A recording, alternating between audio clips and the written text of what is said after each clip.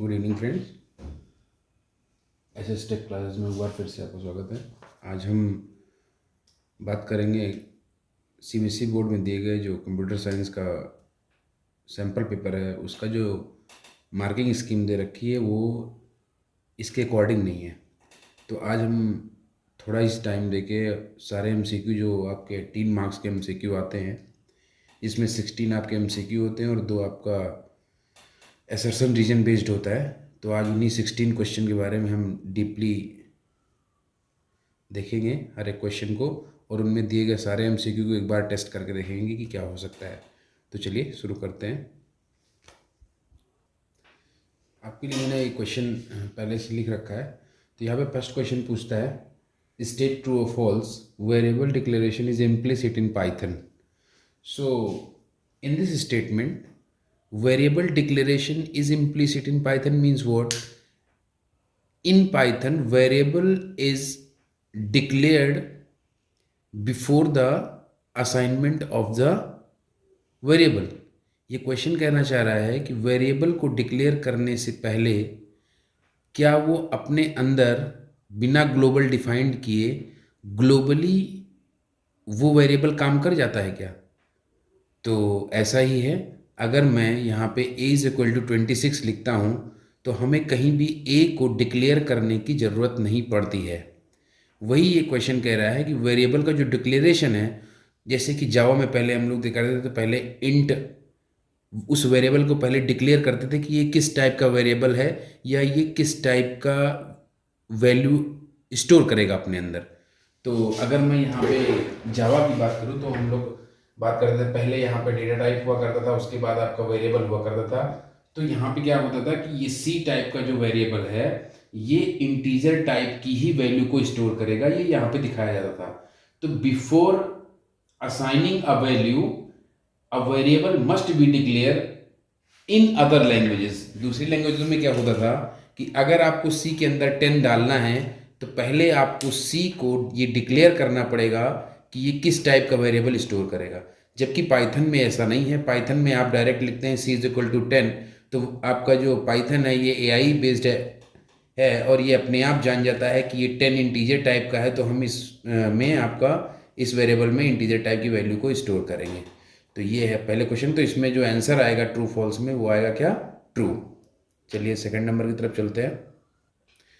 अब देखिए second question में ही पूछ रहा है कि in these four which option is an invalid data type. तो यहाँ पे हमें ये पता है कि इन चारों डेटा टाइप में आपके पास पता है सेट कैसा होता है। सेट आपका एक अनऑर्डर्ड कलेक्शन डेटा टाइप होता है जो कि इटरेबल भी होता है, म्यूटेबल भी होता है, इसे चेंज कर सकते हैं, आपने देखा होगा। नन एक ऐसा टाइप दिखता है जो हमें यहाँ पे क्या है, ये डेटा टाइप नहीं है। इंटीजर भी आपने पढ़ रखा है और रियल भी आपने पढ़ रखा है, तो यहाँ पे नन एक डेटा टाइप नहीं है, तो हमारा ऑप्शन बी सही है। चलिए थर्ड क्वेश्चन की तरफ चलते हैं।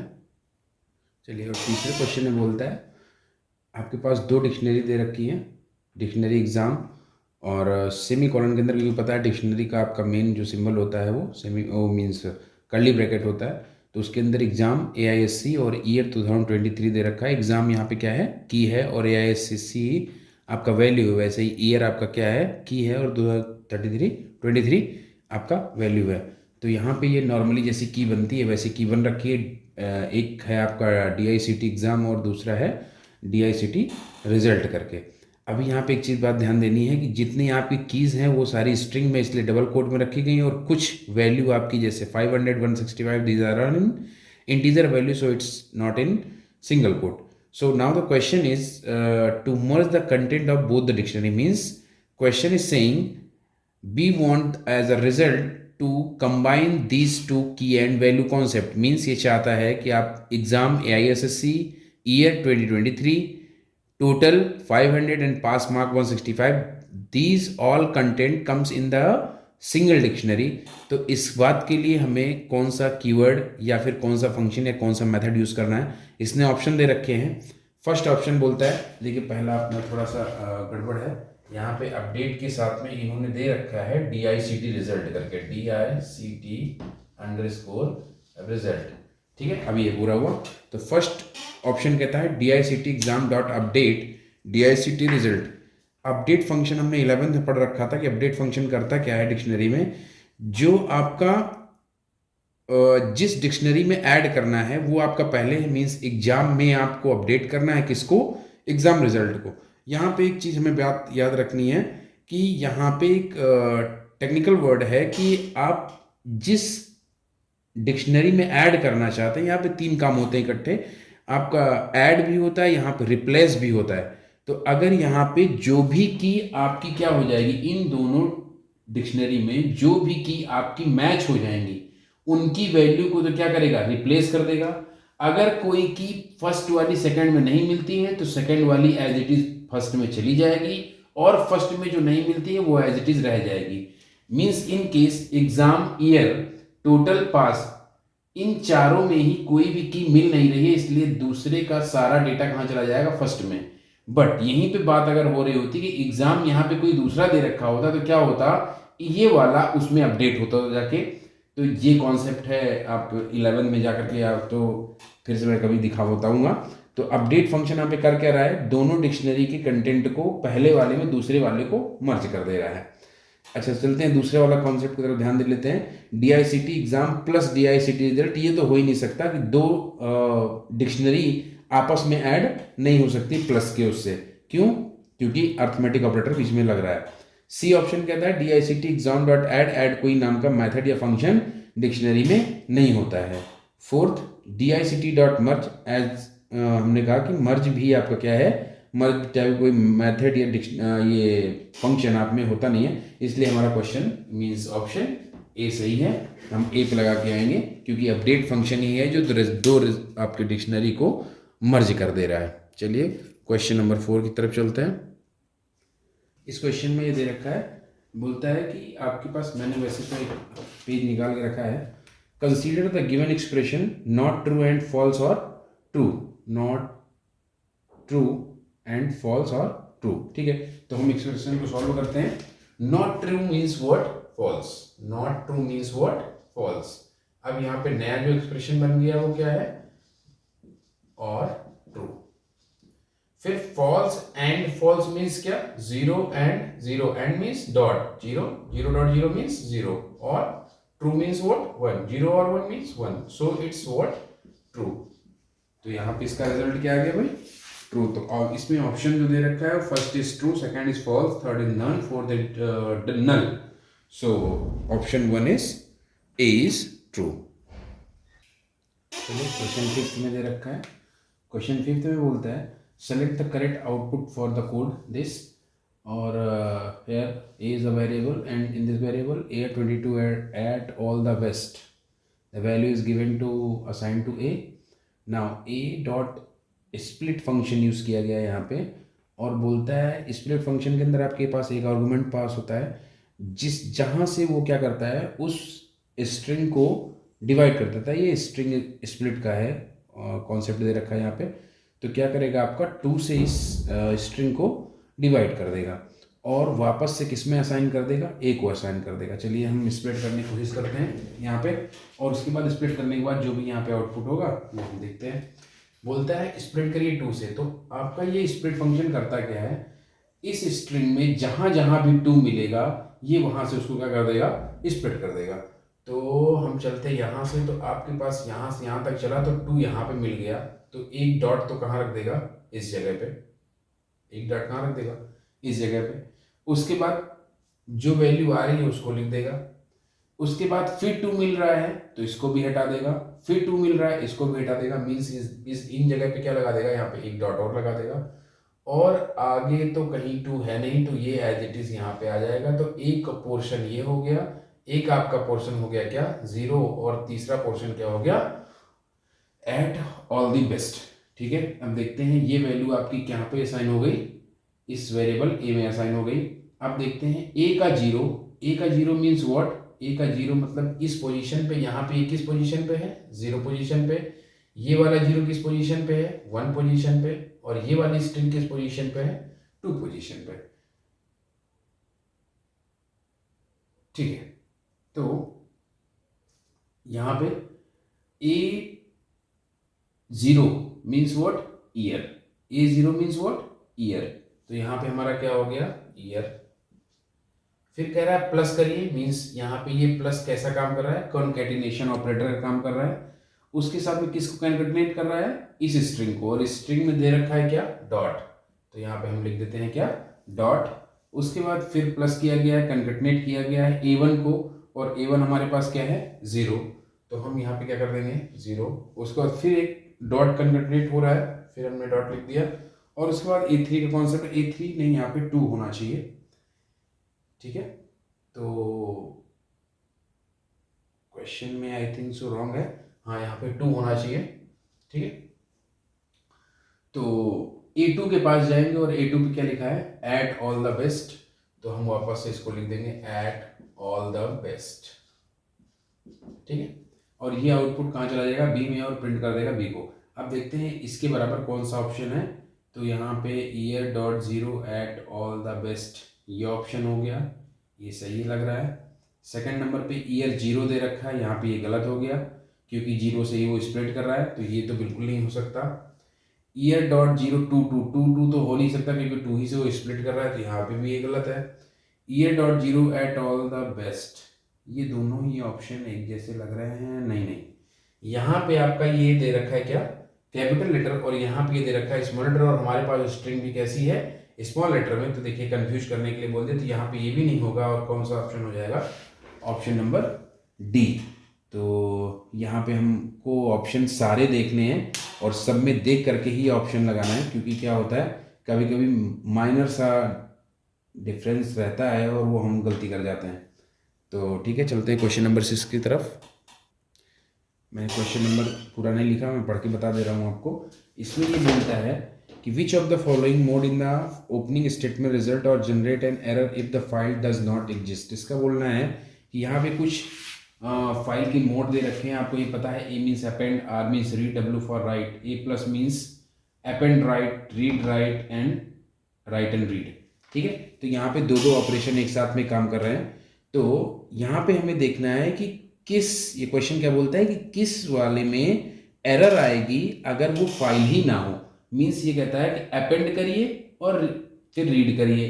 तो अपेंड करेगा सब पहले, तो फाइल नहीं होगी, तो क्या होगा, नया फाइल जनरेट कर देगा। रीड पहले करे और रीड करने, यहीं पे गड़बड़ी है इस वाले ऑप्शन में।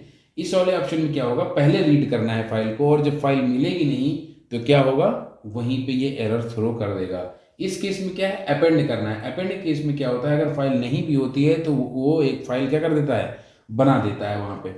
रीड केस में पहले ही फाइल को रीड करना पड़ता है, इसलिए वो रीड टाइम में फाइल मिलती नहीं है, वहाँ पे एरर थ्रो कर देता है। राइटिंग के केस में भी क्या होता है, इसका भी केस वही है कि ये राइट करने जाता है, अगर वहाँ फाइल नहीं है तो ये नई फाइल वहाँ पे क्या कर देता है, ऐड कर देता है। तो हमारे लिए ये क्वेश्चन कौन सा सही है, आर प्लस सही है यहाँ पे, क्योंकि रीड करते समय ही ये फाइल एरर जनरेट करेगी। तो यहाँ पे क्वेश्चन, ये ऑप्शन नंबर बी दे रखा है, तो हमारा ऑप्शन नंबर बी सही है। चलते हैं 7 की तरफ। और 7 बोलता है, यहीं पे हम देख लेते हैं। 7 कहता है, पहला ऑप्शन दे रखा है इन्होंने क्या, अपडेट, दूसरा दे रखा है रिमूव, तीसरा है ऑल्टर, और फोर्थ है आपका क्या, ड्रॉप। और क्वेश्चन कहता है command is used to remove primary key from the table in SQL. और ये हमें आपको पता है कि इसमें अपडेट हो नहीं सकता, क्योंकि अपडेट कैसा कमांड है, ये डीएमएल कमांड है बच्चे। DML command means data manipulation language. अगर किसी के डेटा में, किसी टेबल के डेटा में हमें कोई चेंजेस करने पड़ते हैं तो हम किसका यूज करते हैं, अपडेट का यूज कर सकते हैं। रिमूव के केस में, रिमूव भी अभी कैसी है, रिमूव आपका क्या है, रिमूव ऑप्शन नहीं है, अल्टर, यस अल्टर ऑप्शन आपका हो सकता है। क्यों, क्योंकि अल्टर आपका डीडीएल टाइप का लैंग्वेज, डीडीएल टाइप का कमांड है, ठीक है। तो ये क्या करता है, डेटा की डेफिनेशन को चेंज करने जाता है। तो हमारा क्या है आंसर, हमारा यहाँ पे अल्टर सही है। और ड्रॉप क्या करता है, ड्रॉप आपका टेबल को ड्रॉप करना है या फिर डेटाबेस को ड्रॉप करना है, उस केस में हम ड्रॉप का यूज करते हैं। तो हमारे पास कैसा है, command is used to remove primary key, और प्राइमरी की डेटा डेफिनेशन लैंग्वेज में आएगा, और डेटा डिटेल कैसी है, ऑल्टर यहाँ पे यूज होगा। तो ये ऑप्शन अपना क्या है, ऑल्टर का यूज होगा, ठीक है। नेक्स्ट क्वेश्चन की तरफ चलते हैं। और नेक्स्ट क्वेश्चन कहता है, चलिए चलते हैं, नेक्स्ट क्वेश्चन में दे रखा है, क्वेश्चन नंबर 10 है, इसमें यहाँ पे ब्लैंक स्पेस दे रखा है और बोलता है is a non key attribute, non key attribute ये याद रखना है, नॉन की एट्रीब्यूट नहीं है, whose value are derived from the primary key of some other table, ठीक है, मीन्स दूसरे टेबल की कोई प्राइमरी की होगी, वहां से वो वैल्यू निकल के आ रही है दूसरी टेबल में, और हमें पता है कि जब दो टेबल के बीच का कॉन्सेप्ट आता है तो वहाँ पे एक की बहुत ज़्यादा वैल्यूएबल हो जाती है, और वो है क्या, फॉरेन की। तो ये तो बिल्कुल आसान सा क्वेश्चन है, इसमें कोई दिक्कत नहीं है कि फॉरेन की बोलता ही है कि एक टेबल की जो फॉरेन वो मीन्स प्राइमरी की होगी, दूसरे टेबल में उसकी वैल्यू जो निकल के जाएगी वो एज अ फॉरेन की का काम करती है, ठीक है। मैंने दूसरे क्वेश्चन का भी कुछ ऑप्शन यहाँ पे लिख दिया है, वो बोलता है question the select statement when combined, means select statement when combined with, और ब्लैंक दे रखा है, क्लास है, रिटर्न रिकॉर्ड विदाउट रिपीटिशन, हमें इस वर्ड पे ज़्यादा ध्यान देना है, विदाउट रिपीटिशन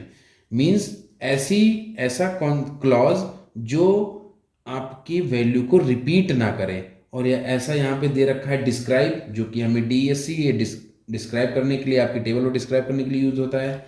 यूनिक एक टाइप की है, इसको हम यूज नहीं कर सकते। यहाँ पे एक डिस्टिंक्ट जो थर्ड की दे रखा है आपका, ये ऑप्शन बिल्कुल सही है। डिस्टिंक्ट करता क्या है, जो आपकी रिपीटेड वैल्यू होती है उसको एक करके भेजता है, तो हमारे पास ये आंसर होगा 12 का सी, जो एक डिस्टिंक्ट क्लास होती है जो रिकॉर्ड को रिपीट करके नहीं भेजती, मीन्स विदाउट रिपीटिशन भेजती है। तो चलते हैं नेक्स्ट क्वेश्चन की तरफ। नेक्स्ट क्वेश्चन कहता है which of the following statement would give an error after executing the following code. यहाँ पे कुछ 5 लाइन के कोड दे रखे हैं और ये पूछता है कि आपके किस स्टेटमेंट में एरर है। तो चलिए ठीक है, देखते हैं एक एक स्टेटमेंट को एग्जीक्यूट करने की कोशिश करते हैं। एस इज इक्वल टू, यहाँ पे is equal to assignment operator है, तो जो भी राइट साइड में वैल्यू होगी वो एस में आ जाएगी, और जो वैल्यू है वो है welcome me to class 12th, ठीक है। अब ये क्लास, ये जो पूरा स्टेटमेंट है ये कहाँ चला गया, एस में, और प्रिंट कर दिया एस को, यहाँ पे कोई दिक्कत नहीं है। फर्स्ट स्टेटमेंट भी एग्जीक्यूट होगा आराम से, कोई दिक्कत नहीं है, और प्रिंट भी करेगा क्या, welcome me to class 12th। चलते हैं थर्ड की तरफ, और थर्ड बोलता है S is equal to thank you, okay, कोई प्रॉब्लम नहीं है। आपकी स्ट्रिंग है, राइट साइड में दे रखी है, लेफ्ट साइड को इज इक्वल टू और असाइनमेंट ऑपरेटर है, एस में आ रहा है। यहाँ पे गलती कुछ बच्चे ऐसे कर जाएंगे कि सर यहाँ पे तो एस ऊपर भी दे रखा है नीचे भी ऐसा है, कोई दिक्कत नहीं है। वेरिएबल का कॉन्सेप्ट ही यही है कि वो अपनी वैल्यू को कांस्टेंट नहीं रखता है, वो टाइम टू टाइम चेंज करता रहेगा जब भी प्रोग्राम की ज़रूरत होगी। तो इस समय जो एस अगर आप प्रिंट भी कराना चाहेंगे तो क्या लिख के आएगा, थैंक यू लिख के आएगा, और ऊपर वाली वैल्यू क्या हो जाएगी, वो ओवरराइड हो जाती है। तो ठीक है, एस में अब क्या हो गया, थैंक यू, ऊपर वाले कॉन्सेप्ट से कोई मतलब नहीं। नीचे आते हैं और बोलता है एस के जीरो पे, मीन्स 0 नंबर के इंडेक्स पे आप क्या कर दीजिए, एट द रेट लिख दीजिए, ठीक है।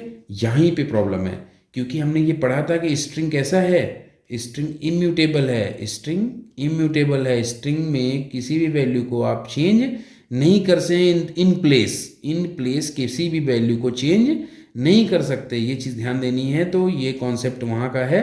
तो स्ट्रिंग कैसे है, इम्यूटेबल है, तो at the rate assignment operator means at the rate S के जीरो पे जा ही नहीं पाएगा, और स्टेटमेंट 4 में क्या हो जाएगा, एरर हो जाएगा। तो ठीक है, हाँ, ये स्टेटमेंट 4 में आपकी क्या है, एरर है। इसी समय फिफ्थ को भी पढ़ लेते हैं, क्योंकि फिफ्थ भी दे ही रखा है। फिफ्थ में बोलता है S is equal to S plus, और एस में है क्या, थैंक यू, और प्लस स्ट्रिंग आपकी क्या रखी है, thank you plus thank you, हाँ ठीक है, दोनों स्ट्रिंग है तो ऐड हो जाएंगी, 2 टाइम्स थैंक यू हो जाएगा, एस में आ जाएगा, कोई दिक्कत नहीं है फिफ्थ में भी। तो अब क्या है, स्टेटमेंट 4th में एरर है, और यहाँ पे एरर क्या है, because of string is immutable type, so at the rate cannot assign to the index of s of 0 means on the place of t, at the rate is not assigned to him, so that is why in statement 4 there is an error। तो चलते हैं next question की तरफ।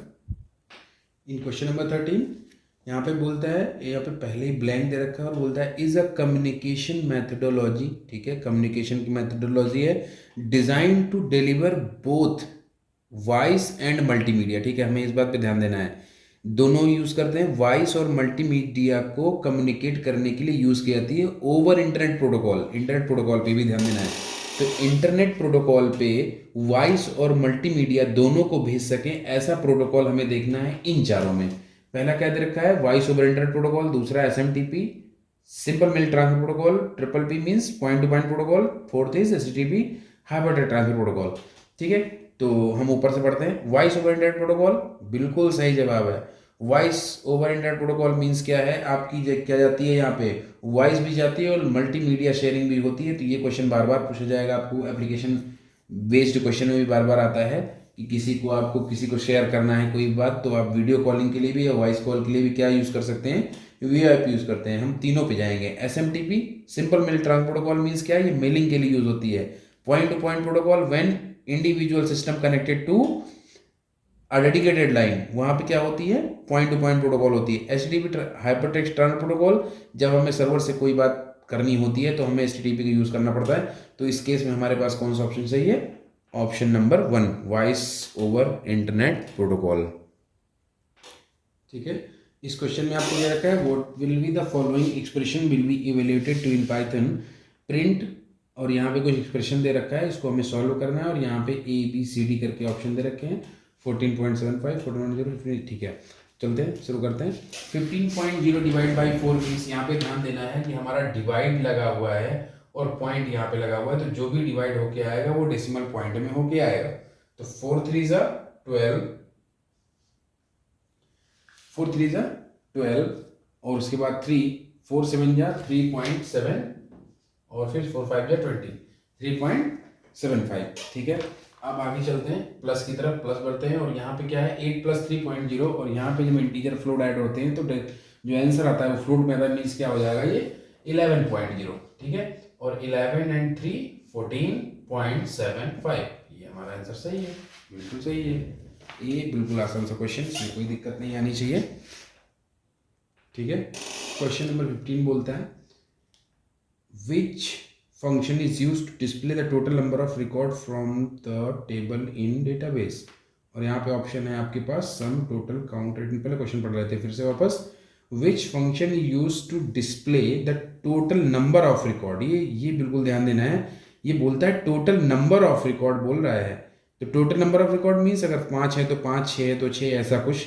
ठीक है, तो means count करना है। यहाँ पे देखिए ये कंफ्यूज कर रहा है, यहाँ पे सम लिख के कंफ्यूज कर रहा है आपको फर्स्ट लाइन में। यहाँ पे बच्चे क्या करेंगे, सम लगा देंगे, क्योंकि टोटल नंबर ऑफ पूछ रहा है, ना कि सम ऑफ द रिकॉर्ड पूछ रहा है। ठीक है, तो हमें इस बात पे ध्यान देना है। तो सम आपका हो नहीं सकता, टोटल आपका हो नहीं सकता, काउंट ही आपका बचता है, क्योंकि ये टोटल नंबर ऑफ, और काउंट क्या करता है, काउंट उस पर्टिकुलर कॉलम को, जिस कॉलम को आपने काउंट स्टार अगर लगा दिया तो टोटल नंबर ऑफ रिकॉर्ड निकाल के ये दे देता है।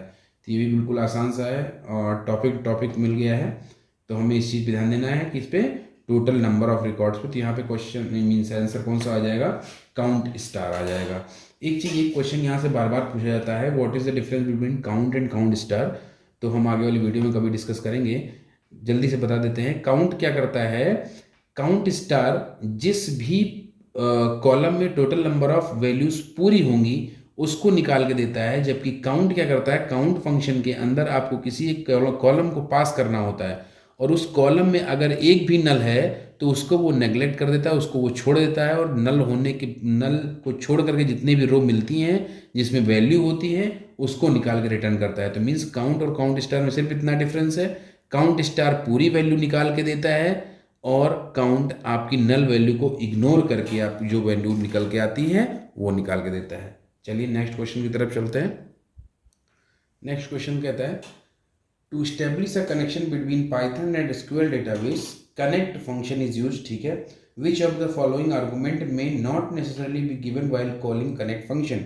ठीक है, मैंने कनेक्ट फंक्शन लिखा है, आपने कभी प्रोजेक्ट बनाया होगा उसमें तो देखा होगा।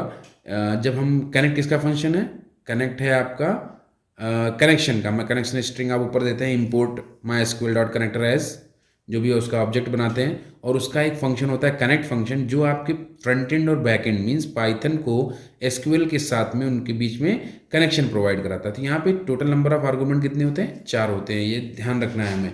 होस्ट यूजर नेम मीन्स उस यूजर का नाम, और पासवर्ड और उसका डेटाबेस। तो ये पूछता है कि इन चारों में कौन सा ऑप्शन ऐसा है जिनको ना भी दें फिर भी हमारा कनेक्शन बन जाएगा।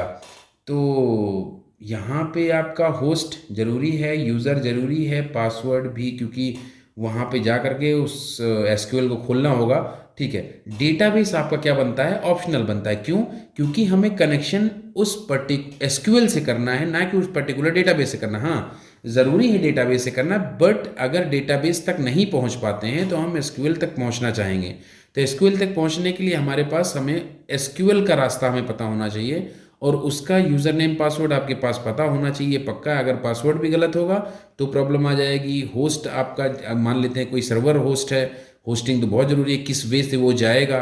होस्ट आपको क्या प्रोवाइड कराता है कि आप किससे कनेक्ट होना चाहते हैं, तो पहले तो ये ज़रूरी है किससे कनेक्ट होना चाहते हैं, और जिसके पास पहुँचेंगे उसके लिए फिर लॉगिन क्रेडेंशियल आपके पास होने चाहिए, यूज़र नेम और पासवर्ड वो भी आपका ज़रूरी है। डेटाबेस इसलिए नहीं ज़रूरी है कि आप पहले वहाँ एसक्यूएल तक पहुँच करके कनेक्शन बना लें, उसके बाद डेटाबेस तो हम बाद में भी दे लेंगे। तो यहाँ पे जो ये क्वेश्चन पूछ रहा है, क्वेश्चन के अकॉर्डिंग जो आपका ये कनेक्ट फंक्शन है, यहाँ पे डेटाबेस एक क्या है, ऑप्शनल है, कि आप कभी भी मीन्स बाद में भी इसको पास कर सकते हैं। तो यहाँ पे क्वेश्चन अपना 16 का क्या चलेगा, बी चलेगा। तो ऐसे ही हम आगे भी क्वेश्चन करेंगे, आगे नेक्स्ट क्लास में 17, 18 और आगे जो भी प्रोग्रामिंग होगी अपना देखेंगे। तो आज के लिए सिर्फ इतना ही। चलिए, गुड नाइट।